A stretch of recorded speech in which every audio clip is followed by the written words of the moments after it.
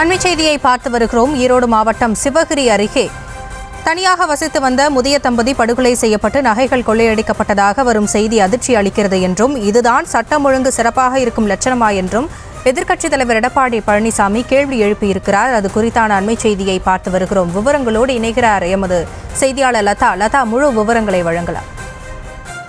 வணக்கம்.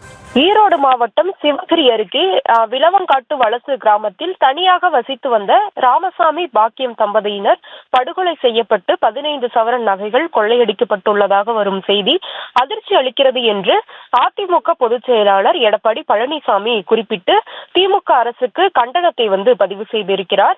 காவல்துறை மானிய கோரிக்கையின் போது சட்டம் ஒழுங்கு சிறப்பாக உள்ளது என்று முதலமைச்சர் பேசிய நிலையில இதுதான் சட்டம் ஒழுங்கு சிறப்பாக இருக்கும் லட்சணமா என்ற கேள்வியை முதலமைச்சரை நோக்கி எழுப்பியிருக்கிறார். மேலும் திமுக ஆட்சிக்கு வந்த பிறகு ஈரோடு மாவட்டத்தில் நடைபெற்ற கொலை சம்பவங்கள் என குறிப்பிட்டு அந்த பட்டியலையும் கூட வெளியிட்டிருக்கிறார். மேலும் இது போன்ற தொடர் கொள்ளை சம்பவங்களை தனிப்பட்ட 1-2 விஷயங்கள் என்று கூறுவதற்கு வெட்கமாக இல்லையா என்றும் கடுமையாக சாடி இருக்கக்கூடிய அவர், தமிழ்நாட்டு மக்கள் இரவில் நிம்மதியாக தூங்க முடியாமல் உயிரை கையில் பிடித்து வைத்திருக்கும் அச்ச நிலைக்கு தள்ளிய திமுக அரசுக்கு தனது கடும் கண்டனம் என்றும் குறிப்பிட்டிருக்கிறார்.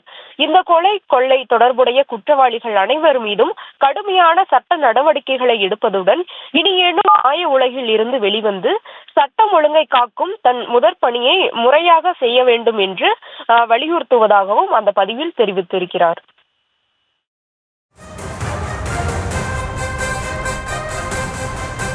விவரங்களுக்கு நன்றி லதா.